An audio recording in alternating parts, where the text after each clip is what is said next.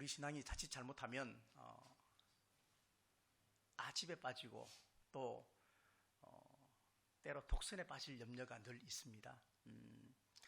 주관적인 게 참 좋지만, 내한테 신앙의 어떤 주관이 있는 게 참 좋지만, 그러나 그 주관이 너무 강하면 독선이 되고 아집이 되죠.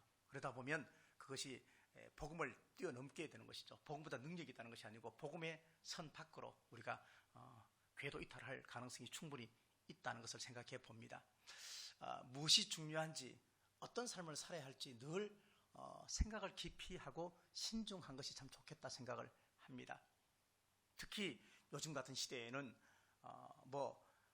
물론 예수님께서 부활하시고 승천하신 이후부터 지금까지 우리는 여전히 말세를 살아가고 있습니다. 이런 거죠. 예를 들면 교회 성전에 올라올 때, 들어갈 때 커피를 이렇게 마시면서 이렇게 들고 가도 될까요, 안 될까요? 성전에 올 때 커피 들고 와도 될까, 안 될까요? 자, 오늘 들고 온 사람 찔리라고 이런 말 하는 거 아니에요. 저도 들고 왔기 때문에. 옛날에는 과거에는 안 돼, 이렇게 답을 줬습니다. 근데 사실 그렇다면 만약에 목회자가 설교할 때 타이를 매야 될까요, 안 매야 될까요? 자, 이런 것이 우리 신앙의 결코 본질이 될 수는 없거든요. 본질이 될 수는 없어요. 덕이 되게 하는 것은 필요해요. 예를 들어서 내가 커피를 가지고 가면 조금 연세 드신 분들은 아휴, 교회 본다, 하나님 계신 곳에 커피를 들고 가, 이렇게 생각할 수 있어요. 근데 그것이 구원과 직접 관계되는 것은 아니라고 생각을 우리가 하잖아요.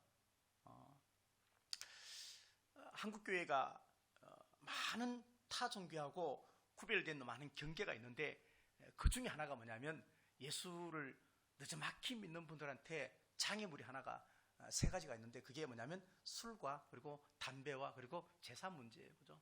그렇다면 예를 들어서 담배, 그러면 성경에 담배 피우면 지옥 갑니다 라는 말이 있나요? 그러니까 본질적으로 우리가 덕을 생각하고 그 다음에 더 깊이 있는 신앙을 하게 되면 당연히 하지 않게 될 것을 알면서 여러 가지 우리가 은행에 있어서 야, 커피 그거 가져오지 마, 이렇게 이야기하게 되면 그 사람이 당연히 상처를 받게 되겠죠. 바울은 어린 디모데에게 많은 이야기를 해주고 싶습니다. 근데 어제 우리가 했던 말씀 중에 첫 번째는 뭐냐면, 영적 생활에 있어서, 신앙 생활에 있어서, 그리고 하나님을 믿는 믿음 생활에 있어서 제일 중요한 것, 교회 목회에서 제일 중요한 것이 첫 번째가 뭐라 그랬습니까? 기도라 그랬습니다. 기도. 내가 너희에게 권하노니, 그러면서 기도. 근데 그 기도가 네 가지가 있다고 그랬습니다. 첫 번째가 간구가 있고, 두 번째가 기도가 있고, 세 번째가 도구가 있고, 네 번째 감사가 있다, 그렇게 말했습니다. 간구는 누구에게나 다 있는 간절한 마음으로 하나님 앞에 기도하는 것입니다. 절박한 문제를 가지고 기도하는 것입니다. 나한테는 절박한 문제가 없어, 아닙니다. 뒤에 보니까 너희가 임금을 위해서도 기도하라는 것은, 임금이 뭐가 부족한 게 있겠습니까? 그럼에도 불구하고 기도해야 하는 것은, 우리의 기도는 모든 사람이 기도의 대상이다 하는 것을 전제로 하고 있다는 것을 말씀을 드렸습니다. 두 번째가 기도라 그랬는데, 그 기도는 하나님과 깊은 교제를 하기 위한 기도입니다. 그래서 이 기도 시간은 좀 장소도 따로 정하고 시간도 따로 정해서 우리가 하나님 앞에 깊게 기도하는 그런 시간을 의미하는 것이고, 도고, 그러면 이것은 중보기도라고 이야기를 했습니다. 중보기도는 저 사람이 저렇게 하면 안 되는데 왜 저렇게 합니까? 바꿔주세요, 이게 아니고, 하나님, 저 사람이 하나님의 마음을 알게 해주세요. 나도 잘 모르지만 하나님의 마음을 알고 깨닫고 하나님을 만나게 해주세요. 그게 중보기도지, 그 사람을 정죄하고 비판하는 것이 결코 아니다. 마치 내가 예수님이 중보자인데, 유일한 중보자인데 내가 마치 그 위치에 서 있는 듯한 그런 기도는 아니다, 그렇게 말했습니다. 그리고 마지막에 감사. 감사는 기도의 열매가 감사. 그리고 감사하는 사람은 반드시 기도를 한다. 그렇게 제가 이야기를 했습니다. 사도 바울이 안디옥 교회 성도들이 그리스도인이다 하는 말을 듣게 되었죠.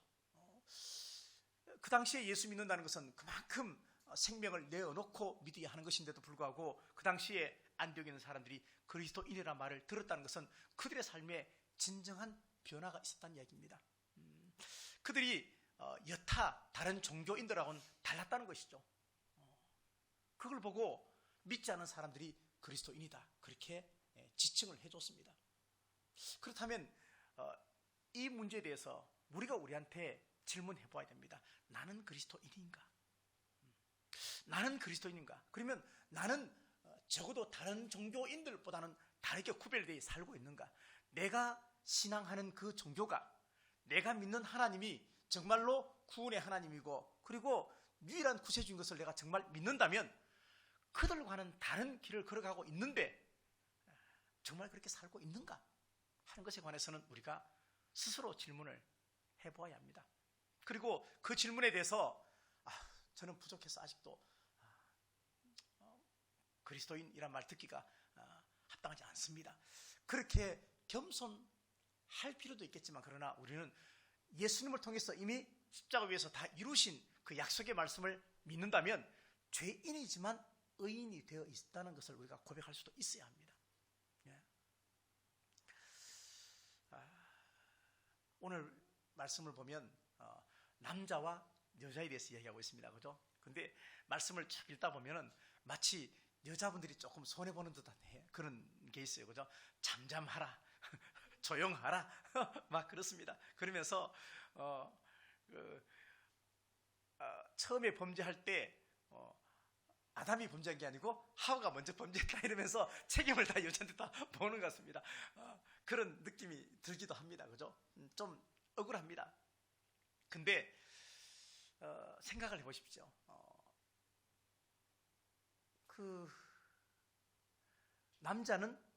남자가 먼저 창조됐어요? 여자가 먼저 창조됐어요? 아직도 자신이 없습니까? 우리 남자분들 당연히 아담 남자가 먼저 창조되었죠. 당연하죠. 근데 그 순간을 제외하고 나머지 모든 세상의 남자는 여자 뱃속에서 나왔어요. 그 한순간을 제외하고. 그래서 우리는 할 말이 없어요.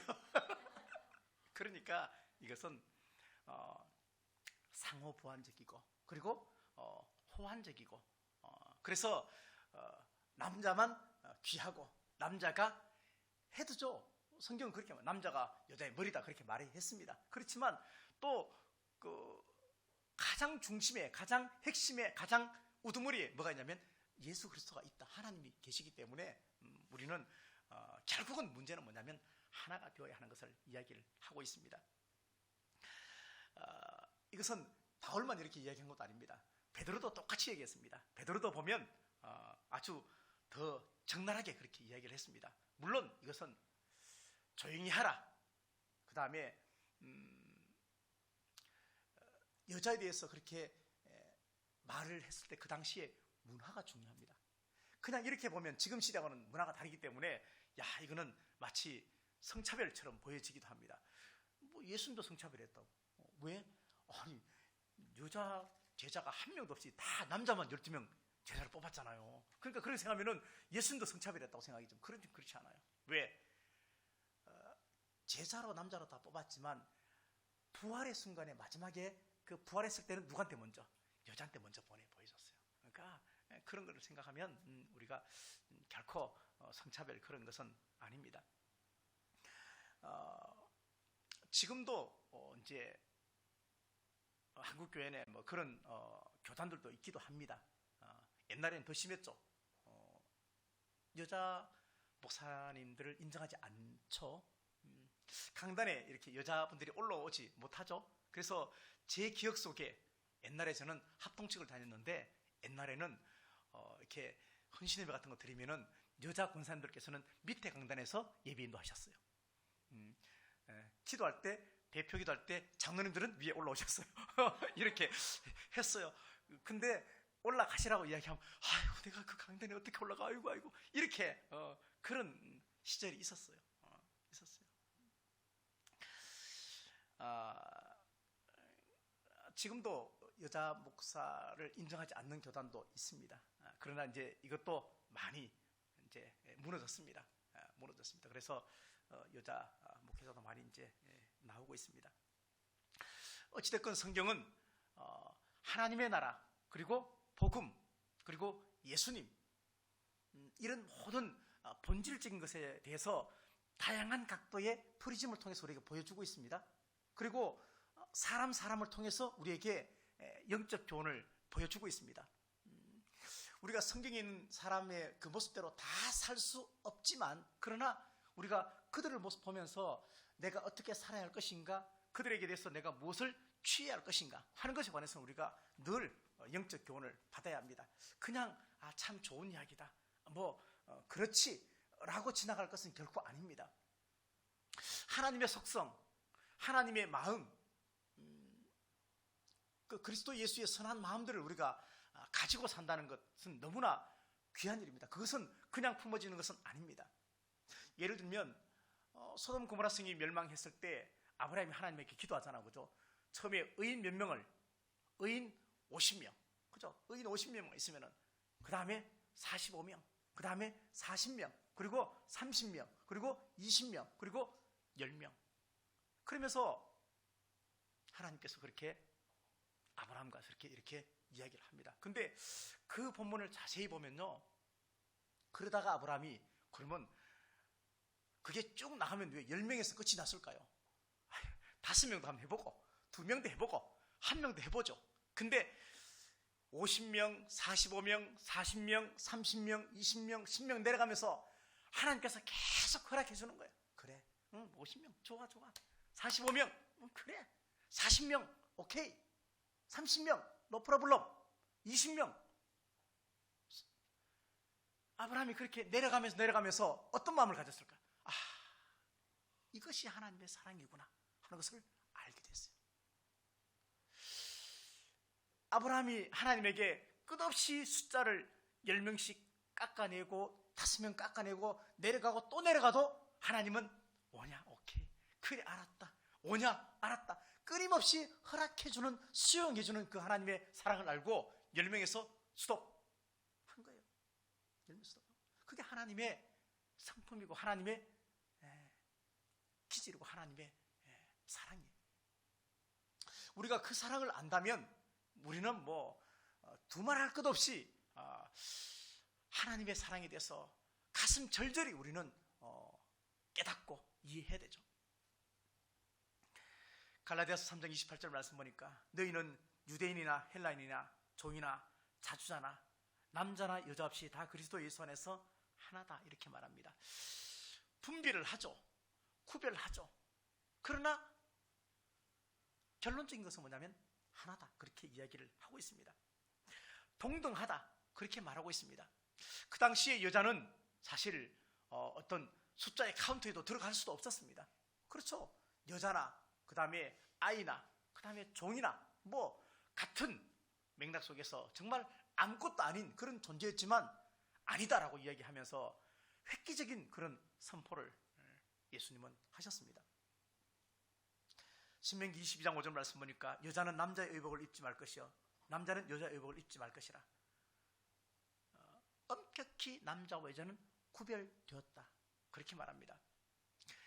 최근에 계속해서 우리가 기도하고 알고 있는 여러 가지 것들 가운데 하나가 뭐냐면 차별금지법이죠.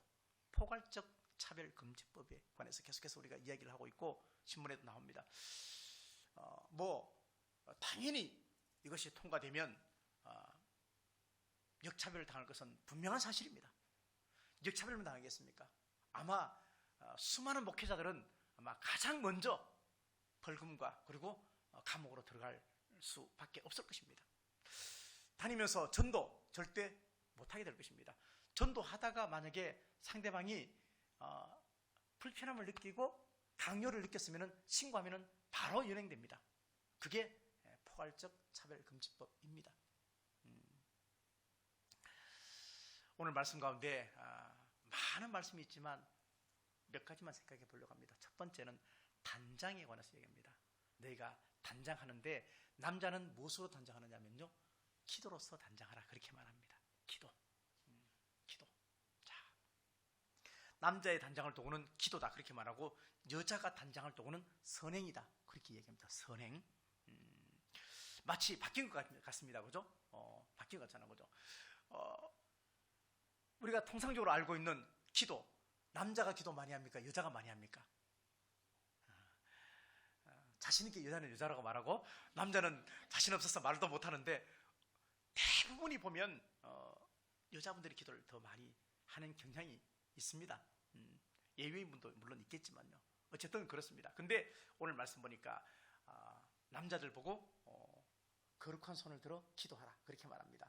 그러므로 각처에서 남자들이 분노와 다툼이 없이 라고 얘기하고 있습니다. 이것은 남자의 속성 가운데 하나가 뭐냐면요, 분노와 다툼이 있다는 얘기예요. 분노가 뭐예요? 마음속으로 화를 내는 거예요. 다툼이 뭐예요? 그것을 겉으로 밖으로 표출하는 거예요. 그래서 남자는 속으로 참다가 결국은 폭발하죠. 이야기는 그럴 여지가 있는 남자들, 특히 남자의 성향과 기질이 분명히 그렇게 있다면 남자는 반드시 손을 들고 기도하라 그렇게 말합니다. 기도하는 사람은 분노와 다툼이 줄어들거나 없어질 수 있다는 것을 전제로 하고 있습니다. 그 당시에 이런 것들이 많이 있었겠죠. 그러다 보니까 이렇게 지금 이야기를 하고 있습니다. 손을 든다는 것은 당연히 하나님에게 항복한다는 것이죠. 우리도 기도를 하다 보면, 한참 기도하다 보면 나도 모르게 이렇게 손이 들려지기도 합니다. 나도 모르게 손이 들려지기도 합니다. 그렇죠. 성경에는 남자가 기도한 내용이 꽤 많이 있습니다. 그죠? 많이 있습니다. 사무엘도 그렇고 다윗도 그렇고 다니엘도 그렇고 많은 남자들이 기도를 했습니다. 분노와 다툼 없이 거룩한 손을 들어서 기도하라 이렇게 이야기를 하고 있습니다.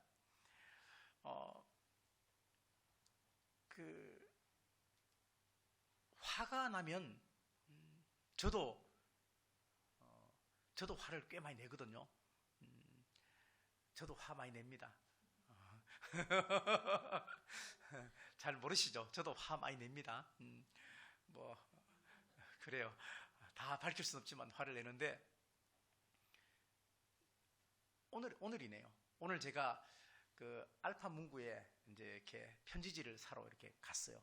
갔는데 그 이마트 저쪽에 거기 저희 집 근처에 파주 운정에 이마트 옆에 보면은 알파 문구가 있어요. 근데 1층에 있는데 큰 대로변에 있어요.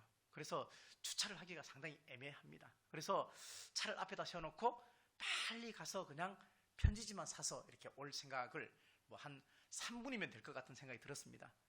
물론 뭐 그렇게 할 수도 있는데, 그래서 차를 세워놓고 막 갔습니다. 갔는데 혹시 뭐 편지지 A4 용지 어디 있습니까? 라고 물어보니까 2층에 있대요. 주여 어떡하지? 다시 갔다가 차를 지하에 세워놓고 그러면 시간이 꽤 걸리는데, 그래도 뭐 지킬 테면 지켜라 그런 마음도 들면서 2층에 갔어요. 2층에 가서 저기 아저씨 A4 용지 중에 이렇게 편지지 같은 게 있느냐 물어보니까 한참을 생각을 하시는 거예요. 그러면서 어디 저쪽 이렇게 말씀해 주는 게 아니고 본인이 천천히 걸어가시는 거예요. 걸어가시면서 그것까지 안내를 해주는 거예요. 잘 안내해 주는 거예요, 저한테는. 왜냐하면 이렇게 설명하면 잘 모를 것 같으니까 안내를 잘 해주는데, 제 마음속에는 이 사람이 목적이 아니고 밖에 있는 차가 걱정이 되는 거예요. 찍힐 것 같아서. 당연히 거기는 버스가 서는 데이기 때문에. 그리고 이제 급하게 두 종류를 빼냈습니다. 늘 쓰던 게 있으니까. 그래서 한지 빼내가지고 다시 1층으로 내려가서 이렇게 계산하는데, 계산하시는 분이 이렇게 바코드를 찍는데 한 번에 탁탁 못 찍는 거예요. 찍으니까 에라 생기고 그 다음 이렇게 치는 거예요. 마음속에 얼마나 막 이렇게 화가 막 생기는지. 편지지 2개, 봉투 2개, 4개 사는데 그게 금방 안 되는 거예요. 그래서 1,500원이었습니다. 그래서 11,000원 주고 그 다음에 있는데 영수증 받고 잔돈 500원 받는데, 이게 제 마음을 하나도 몰라주고 천천히 하는 거예요. 그래서 미리 이렇게 이야기하는 것은 지켰을지도 모른다는 것을. 그 교회 차인데. 그래서 참 저도 어쩔 수 없는 인간이구나 하는 생각을 했습니다. 화가 나면 공든탑이 무너집니다. 자기 신앙도 자기가 허무는 것이고요. 화를 내면 누군가의 배상도 신앙을 무너뜨리는 거예요. 절대. 그래서 오죽하면 하나님께서 썩내는 것은 하나님의 의를 이루지 못한다, 그렇게 말씀하셨어요. 그래서 우리가 하나님의 성품, 예수님의 성품 중에서 온유하고 겸손하잖아요. 그거 우리가 닮아가야 되잖아요. 닮아가잖아요. 바울이 뭐예요? 나를 본받으라, 그렇게 말했잖아요. 바울이 열심히 선교하고 그 다음에 고난 중에서도 믿음을 전파하고 막 이런 것을 닮으란 이야기는 아닌 것 같아요. 어떤 거? 바울이 나를 닮으라 하는 것은 뭐냐면 복음에 대한 열정, 그리고 하나님을 생각하는 그 마음의 깊이, 이거를 좀 닮았으면 좋겠다 하는 생각을 아마 했던 것 같아요. 우리도 마찬가지예요. 우리가 정말로 하나님을 닮아간다는 것은, 예수님을 닮아간다는 것은, 복음적으로 산다는 것은 끊임없이 나를 내려놓고, 이영규 선교사님이 내려놓은 책을 1, 2권 썼지만 끊임없이 자기를 십자가에 못 박고, 그리고 또 공동체를 생각하고 하나님을 생각하고 상대방 이유를 먼저 생각하는 것이 참 중요하겠다 하는 생각을 늘 하게 됩니다. 하나님은 우리의 외모를 보지 않는다, 그렇게 말했습니다. 그죠? 우리의 속마음을 본다. 근데 솔직히 하나님께서 우리 외모를 왜 보지 않겠습니까? 다 보시죠. 그러나 외모는 사실은 껍데기라는 것을 아는 것이죠. 그러다 보니까 바리새인들한테도 이 회칠한 무덤 같은 이런 이야기 했습니다. 여자들의 단장의 첫 번째는 뭐냐면요, 대부분이 머리예요. 그죠? 머리. 그 당시에는 머리를 단장했을 때 노예들이 부자인 여자들은 노예를 데리고 와서 자기 머리를 다 단장했는데 아주 시간이 오래 걸렸습니다. 오래 걸렸습니다. 그 다음에 두 번째가 뭐냐면 옷입니다. 옷. 그래서 그렇게 머리를 곱게 단장하고 그 다음에 옷도 아주 좋은 옷을 입고 그렇게 다닌다 해도 아무리 그걸 가지고 단장을 하지 말라 그렇게 바울은 말하지 않습니다. 우리도 마찬가지예요. 요즘은 뭐 남자도 성형하고 남자도 화장도 하고 다 그런 시대가 됐습니다.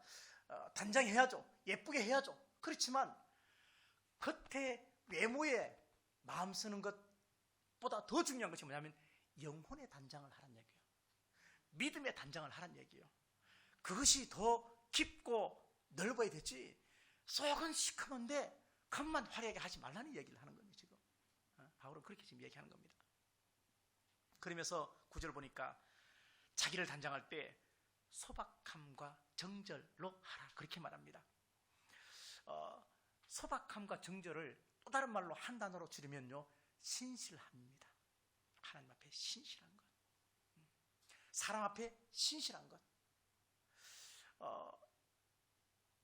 이걸 다른 말로 또 이야기하면은요, 진실한 것도 포함됩니다. 정숙한 것도 포함됩니다. 단정한 것도 포함됩니다. 이런 모든 것이 다 함께 연결되는 단어인 것 같습니다. 그래서 우리가 단장을 할 때 정숙하게 해야 되고, 그리고 또 소박하게, 그리고 정절로서, 그리고 단순하게, 그리고 또 신실하게. 그러면서 또 하나 중요한 것은 뭐냐면요, 신실하다는 것은 함께 섞이지 않았다는 것을 얘기합니다. 섞이지 않았다. 하나님께서 제일 싫어하는 게 뭐냐면요, 섞이는 겁니다. 구원도 예수 그리스도 외에 없다고 얘기했습니다. 그죠? 종교다원주의가 절대 아니라고 얘기합니다. 섞이는 것을 싫어하십니다. 하나님의 속성이 우리 안에 들어오면, 하나님의 은혜가 내 안에 들어오면, 그 십자가의 그 은혜가 내 안에 들어오면 우리는 우리 스스로 거룩해지려고 하고 우리 스스로 신실함을 지키려고 합니다. 우리 신앙생활을 복잡하게 하려고 하지 않습니다. 심플하게, 단순하게 그렇게 나를 내려놓게 그렇게 되어 있습니다. 예수님과 가까이 가면 갈수록 우리 삶은 점점 단순해집니다. 미니멀리즘이라고 하죠. 단순함. 그러니까 신앙인의 출발점 중에 하나가 뭐냐면요, 복잡한 것이 아니고 단순한 게 오히려 더 은혜예요. 단순한 게. 성경이 제시하는 가장 단순함의 원리, 우리의 삶의 가장 원리는 뭐냐면요, 고린도전서 10장 31절 말씀이에요. 고전 10장 31절. 아마 암송하시는 분도 계실 거예요. 찾아볼까요? 말씀 찾아보겠습니다. 고전 10장 31절. 자, 앞으로 조금만 가볼까요?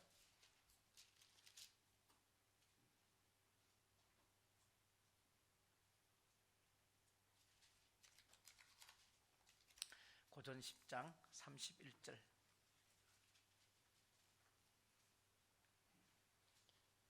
같이 읽겠습니다. 시작. 그런즉 너희가 먹든지 마시든지 무엇을 하든지 다 하나님의 영광을 위하여 하라. 이것만큼 핵심적인 단순함의 진리가 없습니다. 너희가 먹든지 마시든지 무엇을 하든지 다 하나님의 영광을 위해서 하라. 성경 전체의 우리의 삶의 표지판입니다. 하나님의 사랑, 이웃 사랑, 여러 십자가의 은혜, 다 이거 전부 다 합치면 결국은 우리의 삶은 너희는 세상의 빛이요 소금이다. 너희는 그리스도의 향기다. 너희는 그리스도의 편지다. 그렇게 말했을 때 우리가 먹든지 마시든지 다 하나님의 영광을 위한 삶이 기초가 되어야 빛이 되고 소금이 되는 것이지. 그렇잖아요. 성경에 많은 사람들이 복잡한 세상을 살면서 어려운 삶을 살면서도 주님을 딱 만나는 순간에 다 단순하게 내려놨습니다. 그렇죠? 삭개오도 그랬습니다. 나만도 그랬습니다. 수가성 여인도 그랬습니다.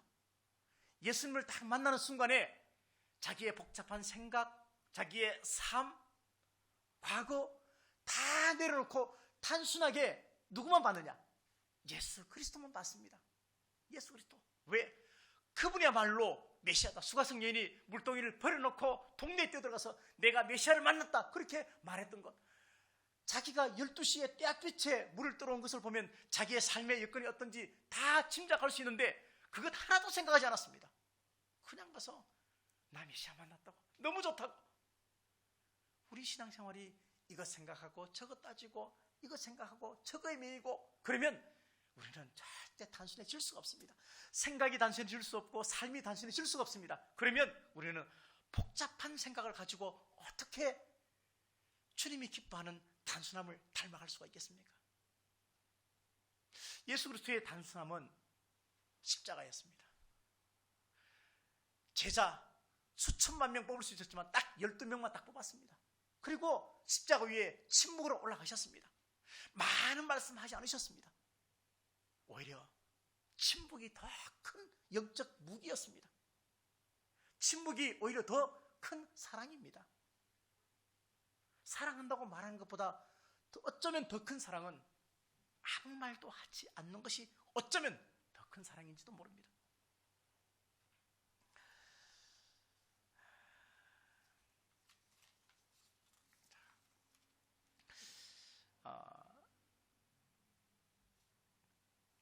사진을 하나 보려고 합니다. 한번 볼까요? 자, 시간이 많이 가서 조금 사진 안 나오나요? 자, 누가복음 10장에 보면은 마리아하고 마르다 이야기가 나옵니다. 자, 근데 예수님이 이제 그 집에 유하러 갔을 때 한 사람은 마치 칭찬을 받은 듯하고 한 사람은 마치 꾸중을 받은 듯한 성경 본문이 나옵니다. 그게 뭐냐면 안 나와요? 자, 이 사진은 뭘까요? 저게 누가복음 10장에 나오는 그런 것을 아마 이렇게 한 것 같아요. 누가 마리아고 누가 마르다 같아요?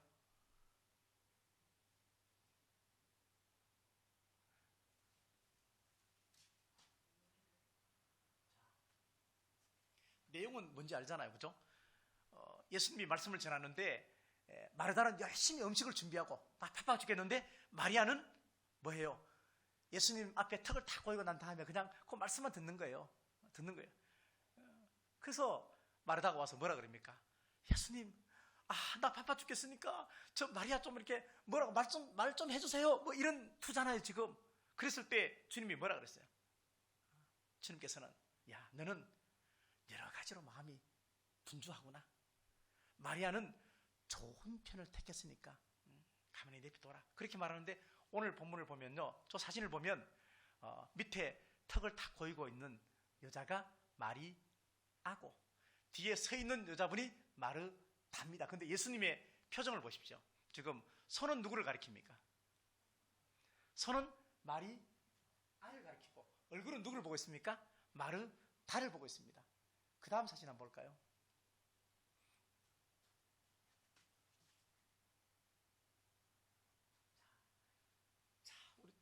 저게 지금 확대한 사진인데 저 모습이 마리아입니다. 그죠? 마리아가 예수님의 말씀이 너무 달콤하고 너무 은혜스러워가지고 정말 너무 막 집중해서 올인해서 지금 듣고 있는 거예요. 예수님이 뭐라고 말씀하셨을까? 저는 그런 마음이 들더라고요. 마르다야, 내려놓아라. 내려놓아라. 좀 단순해지거라. 복잡한 세상에서 우리가 복잡한 걸 다 따라가면서 이루면서 살 수 없다. 그냥 단순하게 그러면서 마르다를 보면서 쟤처럼 이렇게 하는 사진인 것 같기도 합니다.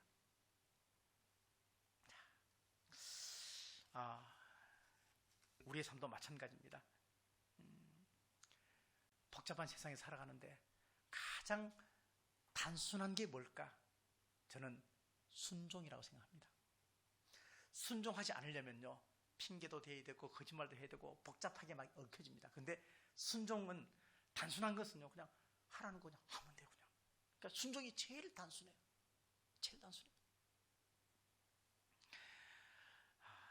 그렇습니다. 우리가 이런 마음이 좀 품어졌으면 좋겠다 생각을 가집니다. 제가 가끔 그런 얘기 하잖아요.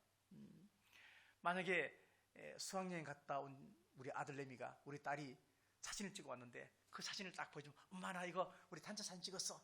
그렇게 말하면은 대부분의 부모들은 그 사진 안에서 자기 자녀가 제일 먼저 보일 거예요. 그죠? 그거는 뭐 피를 썩이지 못하는 거잖아. 제일 먼저 보일 거예요. 근데 우리의 단순함은, 우리의 신앙의 깊이는, 우리의 연그러지는 신앙은 내 자녀와 다른 자녀가 같이 보여지는 것 정도 돼야 됩니다. 뭐냐면 우리가 병든 것과 병들지 않은 것이 같아져야 한다. 우리가 부자가 된 것과 가난해져도 이게 같아져야 돼요. 그러니까 하나님 안에서 사는 우리는 적어도 같아져요. 세상은 당연하죠. 세상은 성공해야죠. 세상은 돈 많이 벌어야죠. 세상은 아프지 말아야죠. 근데 복음 안에 있고 믿음 안에 있는 우리는 설사 기근에 처한다 해도, 설사 내가 몸에 병이 왔다 해도 병들지 않았을 때 그 신앙, 그 믿음이 그대로 유지가 되어요. 이것이 되지 않으면 우리 신앙은 여전히 흔들립니다. 작은 바람에도 흔들립니다. 누군가의 말에 상처받습니다.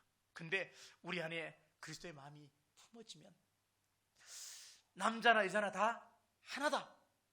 당연히 하나죠. 각자의 역할이 있죠. 자기 역할 열심히 하면서, 그러나 하나인 것을 생각하고 그 하나의 머리에 누가 있느냐? 그리스도 예수님이 계신 것을 우리가 믿고 산다면 우리는 그 어떤 것에 있어서도 흔들리지 않는다는 거예요. 그렇습니다.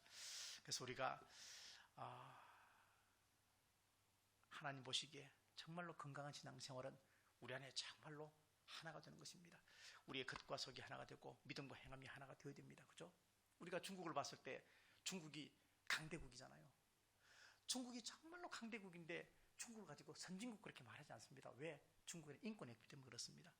그렇거든요. 우리 안에 있어야 할 것이 있어야 합니다. 적어도 교회 그러면 옛날에는 사랑 그렇게 말했습니다. 근데 요즘은 교회 그러면 사랑 물음표처럼 되어버렸습니다. 교회에서 제가 시골에 있을 때는 옥포 중앙교회 이영대 목사님, 저 있을 때 이영대 목사님이셨습니다. 근데 주일학교 때 이영대 목사님 그러면 동네 유지였습니다. 근데 지금은 아닙니다. 왜 그럴까요?